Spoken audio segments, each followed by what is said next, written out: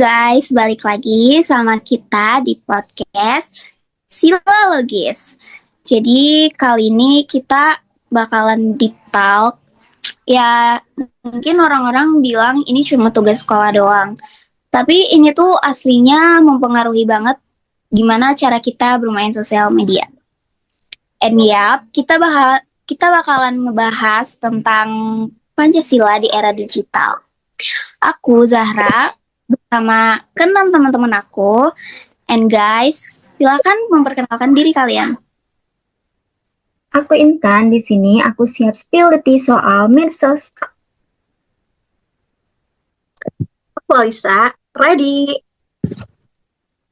Halo, Yoli di sini. Anggina hadir. Yoli di sini. Let's go.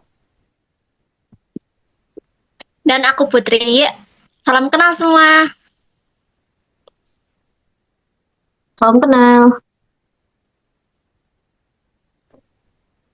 Oke, jujur ya, kalian ngerasa gak sih akhir-akhir ini media sosial itu makin panas? Coba deh, Tan, Al, menurut kalian apa sih hal yang paling unhealthy yang kalian lihat di timeline sekarang? Kalau aku sih ngerasanya tuh sekarang kan zamannya cancel culture sama polarisasi. Nah, orang tuh jadi gampang banget ngejudge orang lain tanpa tahu konteksnya. Belum lagi hoax yang nyebar lebih cepat daripada diskon flash sale. Ini tuh jadi bikin kita gampang curigaan. Iya kan, Alis? Ya, bener banget. Terus ada fenomena echo chamber, di mana kita cuma dengar apa yang mau kita dengar aja. Kalau ada yang berpendapat dengan kita, langsung di-word di kolom komentar. Nah, toleransi kayaknya lagi low banget nih di internet.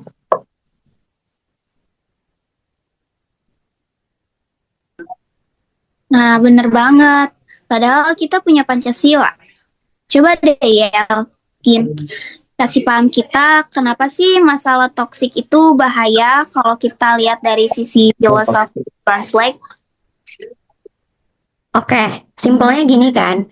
Filosofi sis Grosslake itu kan fondasi atau akar. Nah, kalau akar bangsa kita itu kan gotong royong sama kemanusiaan. Tapi kelakuan kita di media sosial itu malah saling jatuhin. Yang berarti kan kita lagi ngerusak rumah kita sendiri kan. Nah, dari situ kita bakal kehilangan jati diri kita sebagai bangsa Indonesia yang aslinya itu orang-orangnya pada chill sama santun gitu. Bener ya, dan kalau kita ngomongin Weltanschauung atau pandangan dunia, Pancasila itu harusnya jadi kacamata kita buat ngelihat perbedaan.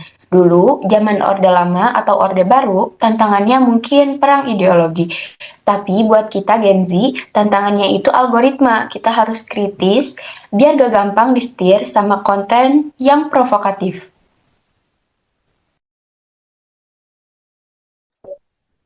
Oke, jadi intinya kita cuma butuh update cara kita berpancasila ya kan? Sel, Put, kalian ada ide nggak sih gimana cara kita tetap slay tapi tetap Pancasila di medsos juga? Solusi dari kita sih simple ya, yaitu think before you type kita. Jadi kita harus jadi trendsetter buat konten yang positif. Kalau kita lihat hoax, jangan malah di-share biar viral, tapi di-report. Itu cara kita jagain sila ketiga, yaitu persatuan biar gak bubar jalan. Iya, kita juga bisa bikin kampanye loh, yaitu Digital Ethic 101. Yaitu mahasiswa harus berani buat gak ikut-ikutan war yang gak jelas itu. Nah, kita juga bisa pakai teknologi buat flexing kebijakan. Jadi bukan buat pamer kebencian loh. Nah, Pancasila itu keren kalau kita praktik. Jadi bukan hanya sekedar teks yang biasa ditempel di kelas atau kantor.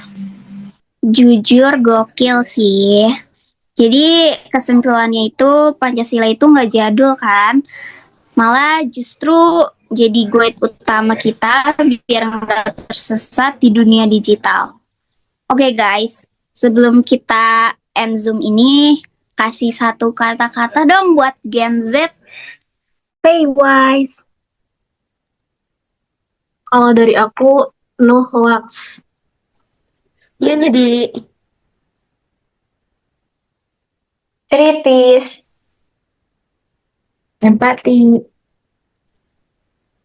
identity. Kalau dari aku sih, be authentic, be Pancasila. Thank you ya guys, semuanya udah gabung di podcast kita. And aku dan teman-teman pamit undur diri. Bye guys. Bye-bye. bye, thank you. Thank you all. Thank you juga all.